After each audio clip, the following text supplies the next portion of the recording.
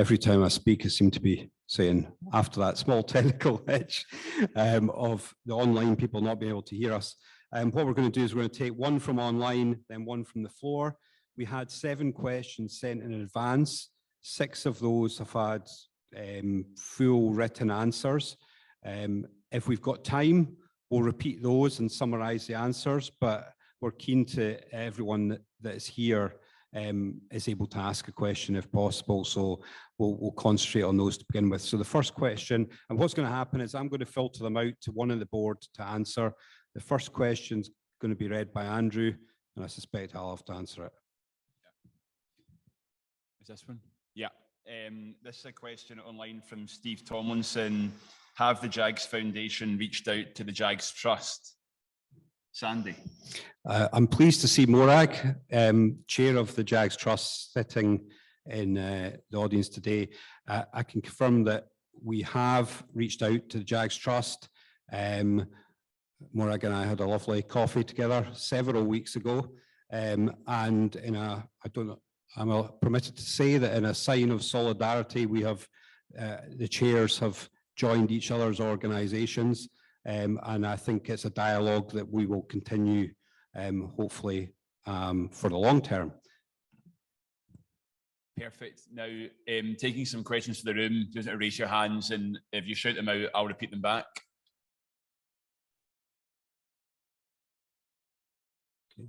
Yep. Do you have any thoughts about any positive actions that we can take to put ourselves forward amongst the rest of the fan base to try and extend our reach more, or to put ourselves forward in the wider sort of football environment so that people are more aware of this?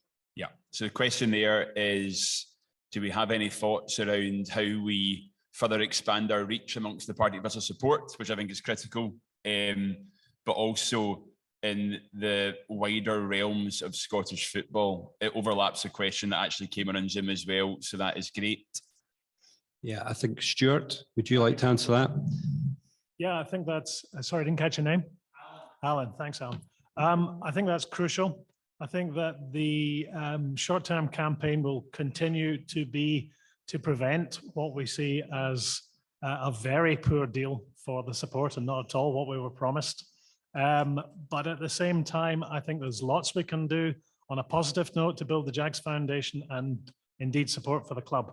Some of the ideas that we've got, which will come back to be voted on at some point in the near future, some of the ideas, for example, right, what can we do? We can use some of the money that we have gathered in a kind of participatory fashion. I think the SMISA guys mentioned something very, very similar.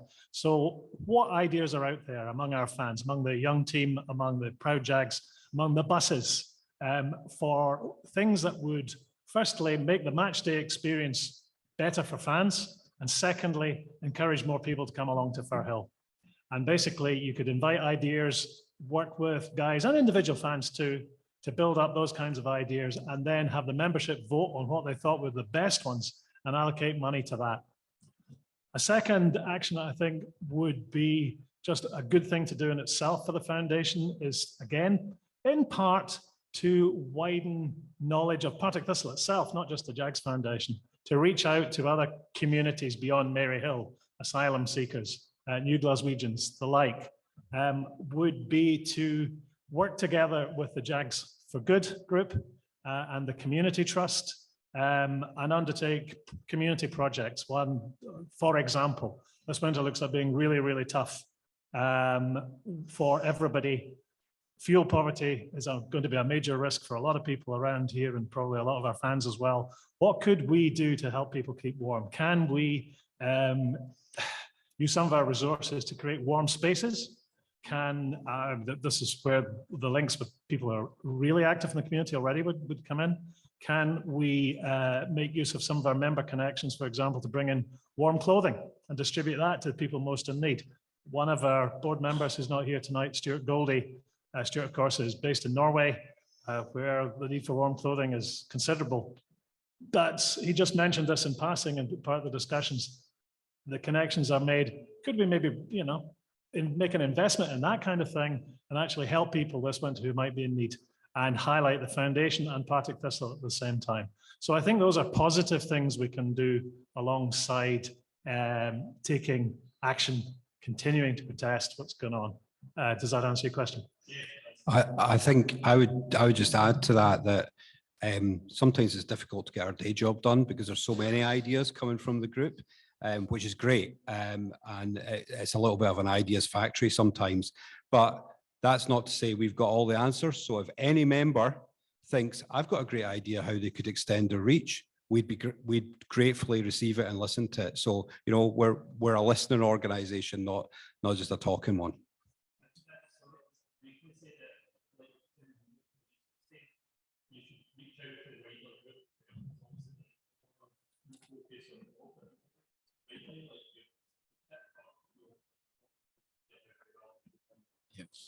That's great. Thank you. I'm going to take a question and I'm going to take it myself, actually, just as it's come in. From Martin Towers online. In typical Partick Thistle fashion, just when we're getting things right on the pitch, we have issues off it.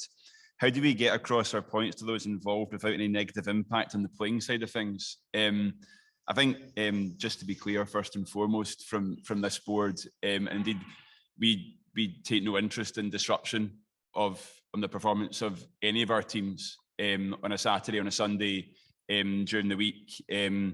We will all be there as much as we can be, supporting the team, supporting the club, and we do not encourage any action that impacts the players. I think this year could be a really good season, and you won't see any TJF board members seeking to, you know, disrupt a match day in the ways you can see other teams have been particularly down south doing. You can see some things going on there that don't help. I think what we will continue to do is have significant match day presence as and when we can, and our board members, volunteers who are keen supporters, will be available to members at games to talk about what good looks like and what good fan ownership looks like, to update you on the various initiatives that we will be bringing forward, that the foundation will be doing, and to hold the football club to account and to hopefully deliver a fan ownership model in time that rivals the guys at St Mirren and rivals the guys at Hearts. I hope that answers the question, and we will now go back to a question in the room, if that's okay. Yeah. From what was said before, for instance, it's clear the moving to fan ownership has actually changed the idea of what the funds are from being a collection of victims into people who are actually actively involved and in fact are a reservoir of experience out there. Yeah. And it's not just being a businessman that qualifies it's all the life experiences involved in all sorts of trade unions, local government, charities, and so on. So I wonder, I know there's lots to do with the boat, but at some point, perhaps undertake regular skills audit for membership. Absolutely. See who's doing what their experiences are, so we can actually go back to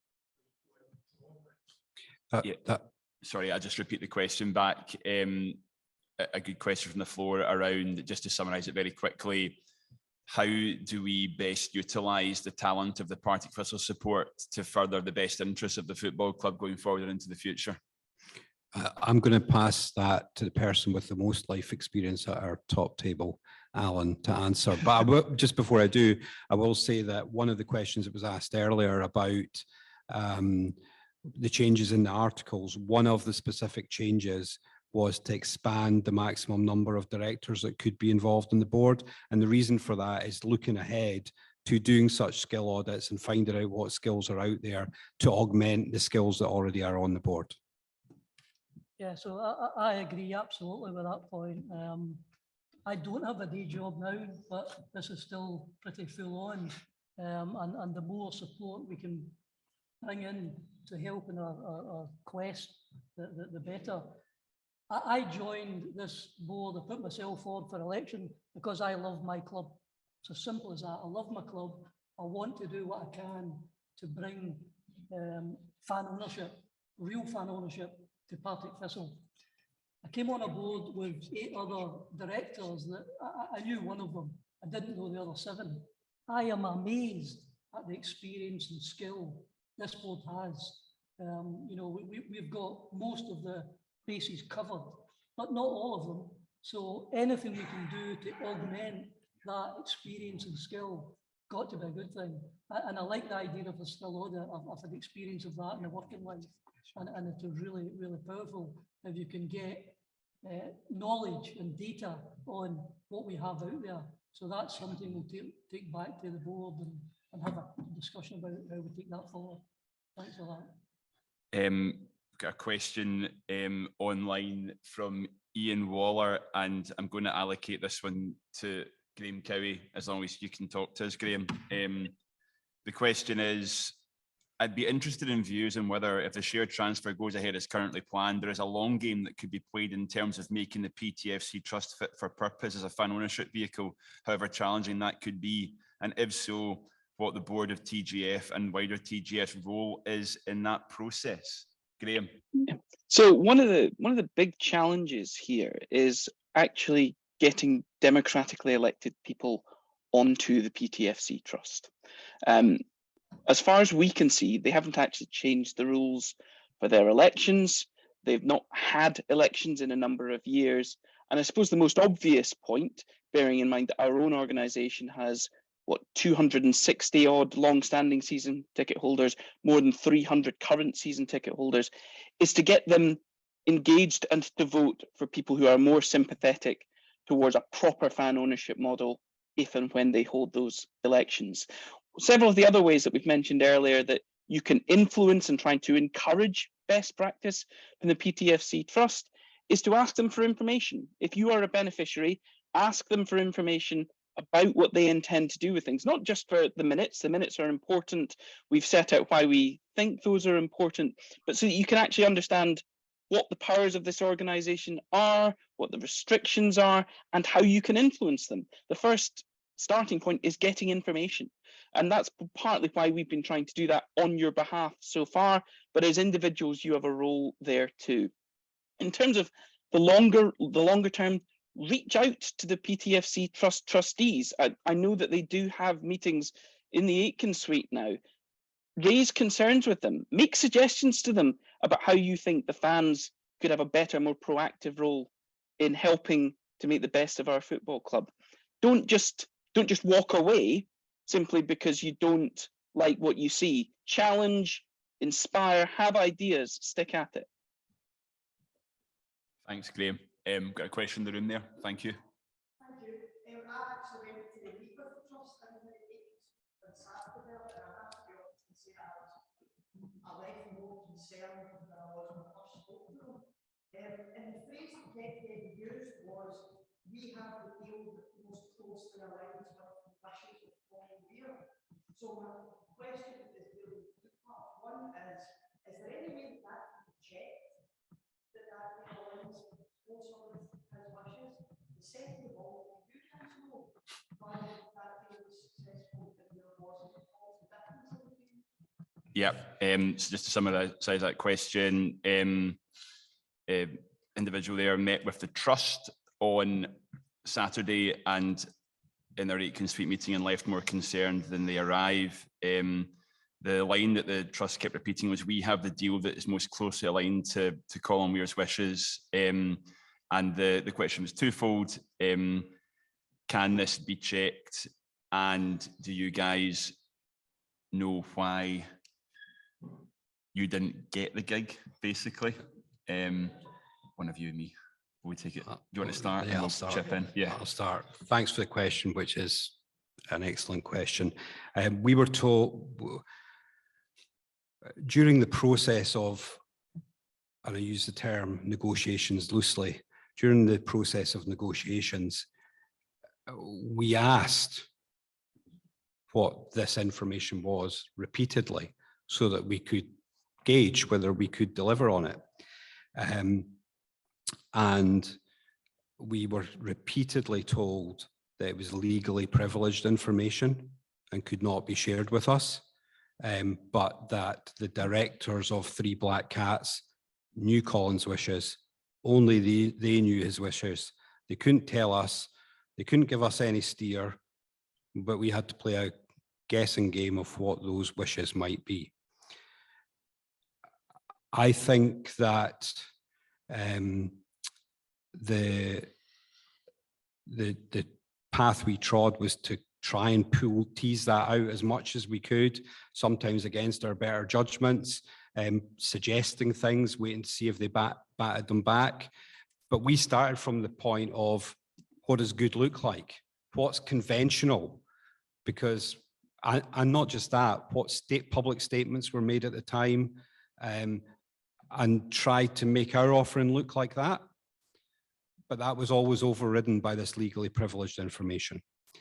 And so we were unable to ultimately progress because our deal wasn't as closely aligned to the legally privileged information.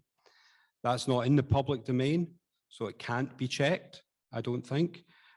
I think the release of the minutes would assist with people's view as to how that has all come about.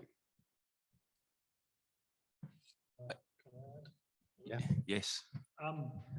Just as I see a couple of the original working group and Jags Foundation directors are in the room tonight as well. My recollection is certainly that well after Colin Weir's death, the discussions that we had with a group who had, in many cases, actually been chosen to be on the working group by Ms. Lowe, was that what we were working towards was something which looked a lot like Hearts, Motherwell was repeatedly referenced, and St. Mirren. Well after Mr. Weir's untimely passing, that was still the discussion. And I think I feel quite naive about it now, because I think it dawned eventually that they had no intention whatsoever of fan ownership on that sort of basis. I did just want to say one thing, which is that the PTFC trustees and their masters have tried to imply that they've had to come and step in because of all the difficult and impossible people, and they just couldn't make it work with Three Black Cats. And so they just had to step in and save it. And I've got to say, this is nonsense, absolute nonsense. Various people tried very, very hard. The original board certainly contained people who'd never uttered a word of personal criticism of board directors or the like. Their offense is that what the current chair wants is basically a sock puppet organization where people do exactly what they're told and nothing else. Mary, you're a direct speaker. I'm being direct in return. That is the only plausible explanation. It's not the failings of Sandy. It's not failings of Caroline or Andrew or anyone else or Gavin Taylor, who tried really, really hard and spent many, many hours. It gradually dawned that they didn't want fan ownership at all. And so attempts to say, oh, it's just because they're all, all these difficult people. I would stand down tomorrow, and I'm sure others in the room would do the same. I've never been personally abusive to Jackie Will. My offense is to be critical of the way the club is being run, which did not go down well at all. But I would, if that was the problem, if that was the stumbling block to setting something up along the lines of St. Mirren or Hearts, I'd stand down tomorrow. Because it's not about me, it's about the club, it's about the fans. I would never be a stumbling block to that. But of course, that would not make any difference, because that is not the issue here. And it's quite dishonest and a rewriting of history on the part of the trustees to say that it is. Can I just add, sorry, in answer to the question, I should add that the phrase legally privileged information, I got the previous secretary to check back all the minutes from all the meetings with Three Black Cats, and the phrase legally privileged information was not used until summer 2022. I have a question here from Sandy Wilkie. We need to challenge the idea that PTFC Trust represents the fans. Can we make it easy for season ticket holders who are TGF members to opt out from being beneficiaries? I think I can probably take that one. I am not, given that we don't actually know where we're going to end up as to who the beneficiaries of this trust are or aren't, it's difficult to understand how people might opt out. What I can say is that if you are a trust, if you believe you're a beneficiary of the Partick Thistle Trust and you would like to be involved in a group who would like to remove themselves as beneficiaries of that trust, that you should contact us through the secretary or the chair email address, and we will gather up that detail and hold it on your behalf and have it ready for a point of time in the future if we require it and if you desire us to do that. Yep, sir.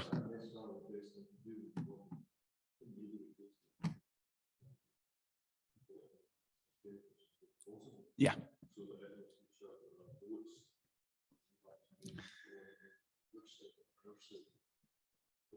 Yep, so the question there is just to counter that point. Would it not be better to have as many beneficiaries as possible who align with TJF views, so that in terms of a future vote or future actions, that our voices can be heard?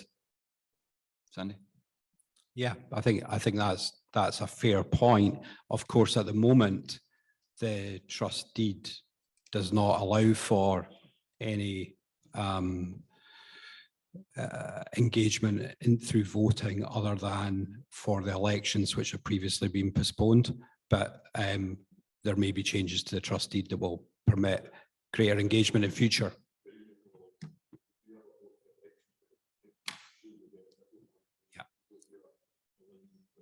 I think absolutely, and hopefully at the same time that trust deed is updated, we might get a better understanding as to when elections might be in the future, and that would be obviously really useful. Going to take James, is that okay? Yeah.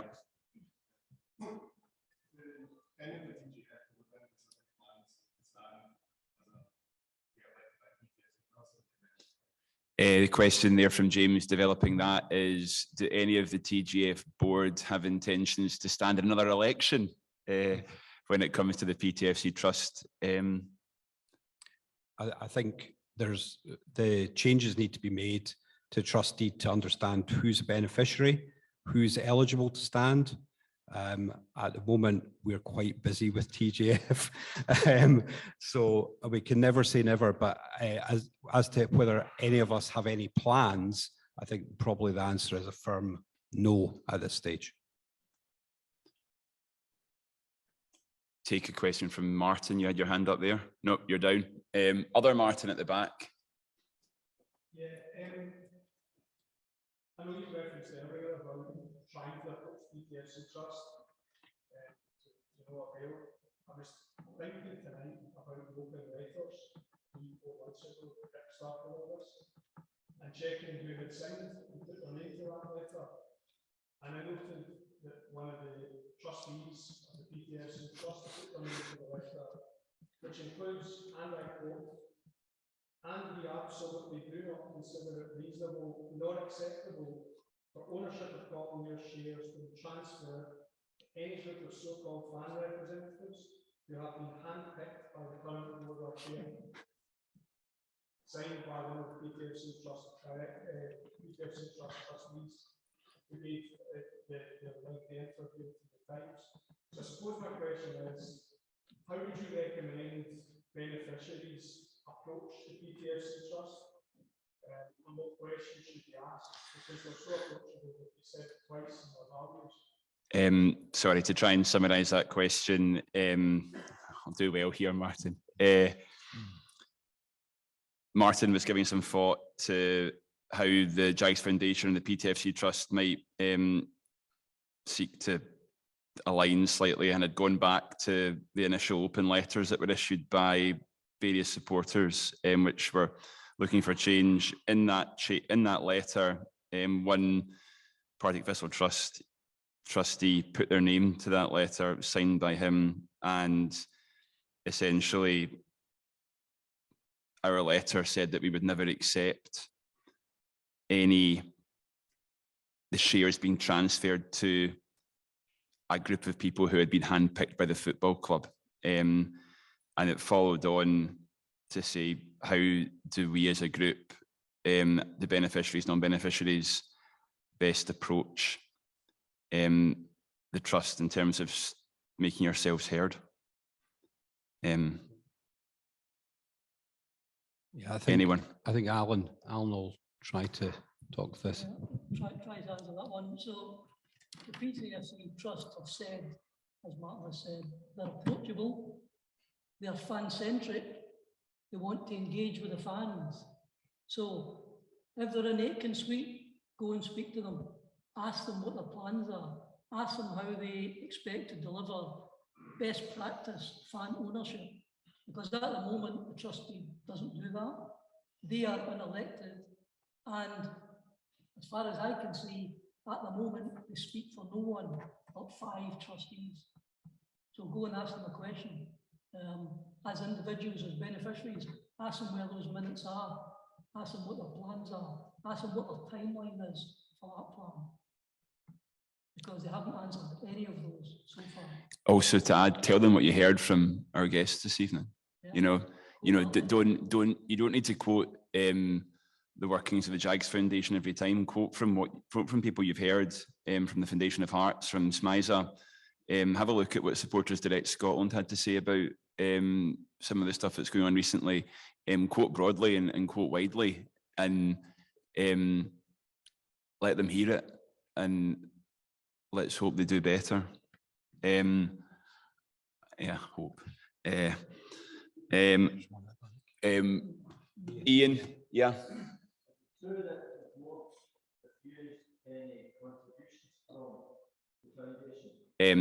So to take that, to the question is, did the Partick Thistle Board refuse to take? Sorry, did Free Black Cats? Yeah, yeah. So. Yeah, I'm going to answer that one. I think that the summary of the question is, what were we told in the negotiations around financial contributions and whether they would be accepted or not? Is that fair, Ian? Yeah. So in the negotiation, we come back to that word again, it wasn't a negotiation. In the 2 meetings that we had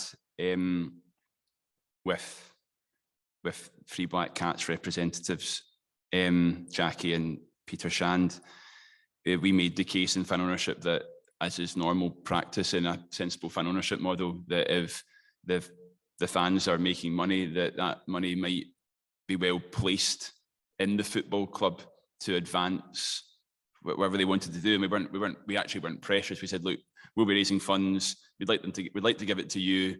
You guys at the football club board, crack on, because we believe in the fan-owned, not fan-run piece, to be clear. It was made really, really clear to us that it was not our job to provide finance for the football club, and that it was a job of the Partick Thistle Board to make the football club sustainable. Now, we didn't actually disagree with that comment at all. The board do have a requirement to keep the club on a sensible financial footing, but we found it very strange that we were basically saying, have some free money, like literally have some cash. We don't want anything for it, apart from we really insist that proper fan ownership is honoured. And I mean, Sandy, myself, Heather and Gary were in the room. We were told it wasn't required and it wasn't needed. And I've got to be honest, that was at the first meeting we were told that. And because of these meetings were fairly strange in the way they took place, I think is the best way to describe it. It was one of those moments where you sort of sat back and went, I'm an accountant, right? I sort of sat back, I was like, if any of my clients were told that their customers want to give them free money to go and do whatever they wanted with and deploy in any way, you'd just go, yeah, great, thanks guys, thanks for the help. What could that go towards, guys? Put it towards whatever you like, put it towards repairing the stadium that's mentioned in the recent trust communication, put it towards a player, put it towards anything, put it towards engagement with fans, some of the stuff the guys mentioned. But it was made abundantly clear to us that our money was not needed. So I think it was they even went further than that and suggested that by us suggesting that we could collect money and give it to the club, we were inferring that they were badly running the club on a financial basis, and therefore we should refrain from doing that because that looked like we were criticising them.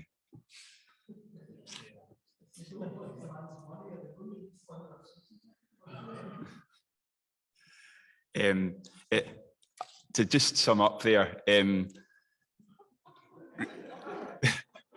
a couple of us were fairly exasperated at that point in the meeting. Yeah, Sandy and I are both accountants, but Heather's a school teacher and Gary is a trained psychologist, and yeah, I'll say no more. We were all pretty confused by that one. Moving on. Anyone else in the room got a question for us before I go back to online? Yes, sir.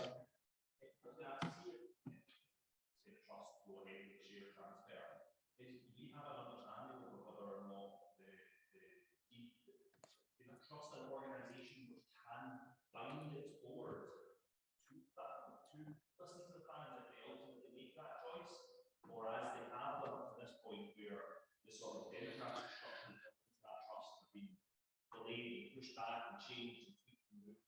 Is that something that the trustees will always retain the right to, and therefore always overrule anything in the case?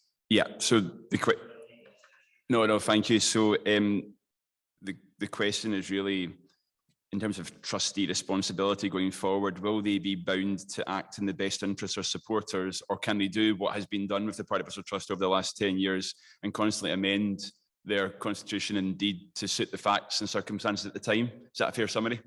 Sandy? I think trusts are, I could ask our guests here, but I don't think trusts of this type are often used to deliver fan ownership, and that is probably because they're unsuitable for doing so, for exactly the reasons that you raise in your question. And effectively, the power of the trust rests with the trustees, whilst they have to, I believe, under their fiduciary duties, put the beneficiaries above and before their own priorities, or they ought to. They ultimately have the power conveyed to them under the trust deed. And that includes the power, of course, as we have seen in the history of PTFC Trust, to vary the trust when it suits the trustees to vary the trust. And there's the original trust deed. I think there are now 6 variations to the original trust deed. And there'll be another one coming with all these rule changes, no doubt. And none of those are voted on. They're decided on by the trustees at the time, which until recently, of course, included 3 employees or directors of the football club board. And I would just say one other thing, that one of the things that we got really grilled over in our negotiations was whether the Jags Foundation would ever choose to sell the shares, and whether it was fair that a relatively small group of people could choose to do so. And that small group of people was the Jags Foundation members under our articles. We'd effectively said there would need to be a super majority to do so in our draft of the articles. And we were challenged that that was too small an amount of people. We then went back to them and said, "Well, we'll tell you what, we will effectively include as a special member group every season ticket holder. So every season ticket holder and every Jags Foundation member can have a vote if it were ever to come to selling the shares." That wasn't particularly well received either. We were told there were practical difficulties with that. We've now arrived at a position that 5 trustees have the ability to dispone the assets of the trust. So we don't really understand what that whole charade was about, because we've arrived at a place that even fewer people than a democratic process could dispose of the shares. unless they change the trust deed to protect that. Got one more question from online, and we'll do a couple more from the room. But the last question from online is, how does TJF reach out to help people who are still unsure about fan ownership but feel the trust proposal is the worst of both worlds? It could force people to disengage from the process completely. In terms of reaching out, Stuart, do you want to take that one? Sorry, say again? How does TJF reach out to help people who are still unsure about fan ownership but feel the trust proposal is the worst of every world? Trust proposal is the worst of every world, and that's a starting point. We would, I think, I'm not speaking out of turn to say that it would actually be better if it didn't go ahead at all, and Three Black Cats continue to be the shareholder for the time being. How do we persuade people? Some of the ideas I mentioned earlier, I think, to widen engagement with fans on more positive topics. Otherwise, events like this, continuing to build alliances with the likes of the guys at Smiths, at Hearts, at Morton, and Scotland, Wimbledon, Exeter, Bohemians in Ireland.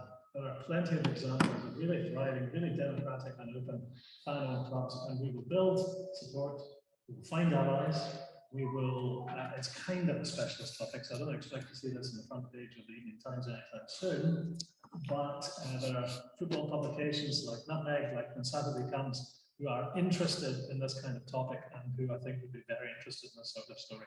So I think we just keep plugging away, we explain, we have guests in, it's not just a few folk who came together because there's nothing better to do at the time. Keep explaining to people why we're concerned, why we're doing it, why we're being so persistent, and in fact that there is a much, much better way than putting the club into what potentially I think would be a very perilous position where it is controlled by a handful of people, and most of those are controlled by a single individual or two. So yeah, keep fighting, I think. Maybe just add that I think we've got 3 away games coming up in a row, but when it comes back to home games again, we'll be looking to engage with supporters on fan ownership and what good looks like going forward. And we absolutely take the point that we are active in our membership, we are active on social media, but we need to find the fans who aren't live on social media every day, and who aren't our members, and keep telling the story. And we will take every opportunity as a board between the 9 of us to do just that. Ian, one more, yeah, crack on.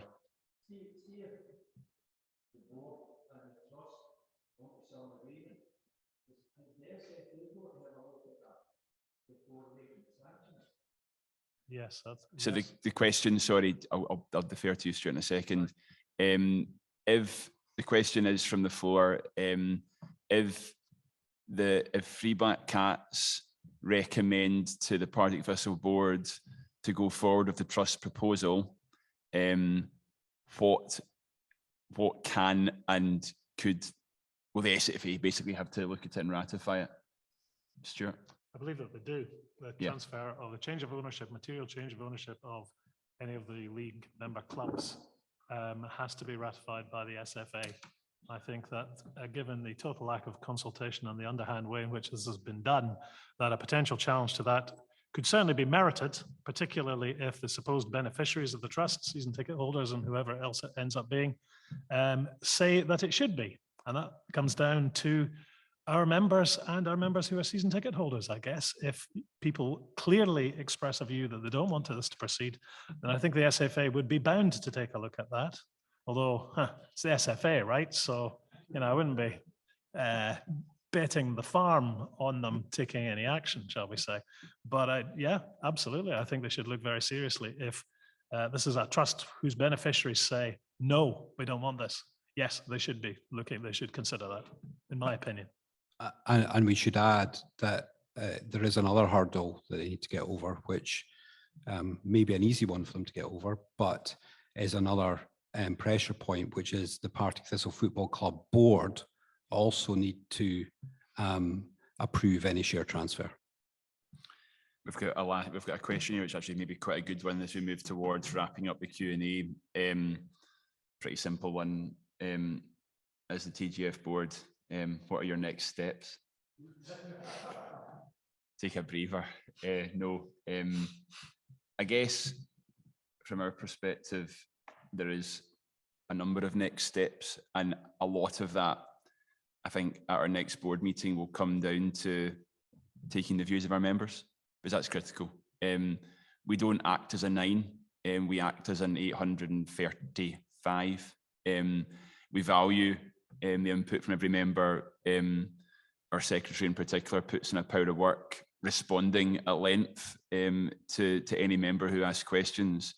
But we have engaged recently with a survey with a great turnout of results in that survey, and it has informed us to an extent.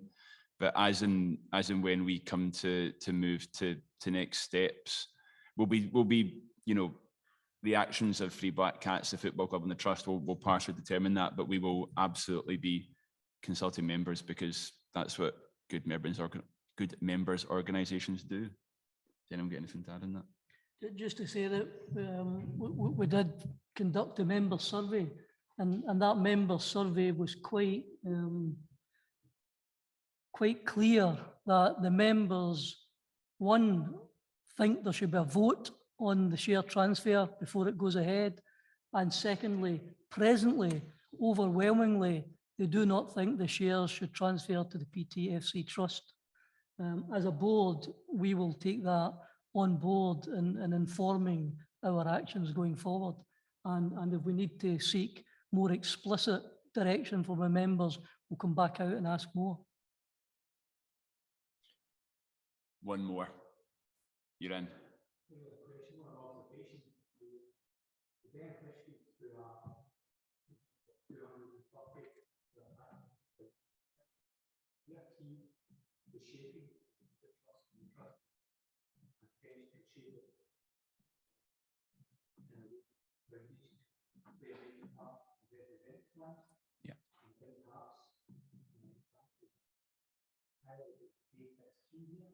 Yeah. Yeah. Yeah.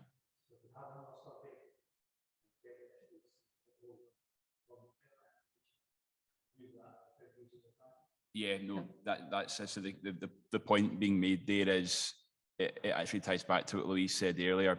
Data is key, and perhaps all of our members are important, but at different points, different members, maybe different skilled members, or people who have different roles and responsibilities will become more important to us. But our members who are also beneficiaries of trust are valuable to us. And yeah, in our next engagement, we will double down on that one. The other people who might be important to us going forward are shareholders of the football club. We have and are aware of members who are also minority shareholders, right? But we, again, having that data at our fingertips is useful for us in terms of informing future steps. I see no hands. We have dealt with online. So I think that brings the Q&A to an end. Yep, well, and that brings the meeting to an end then. I would just like to thank our guests again for their great contribution.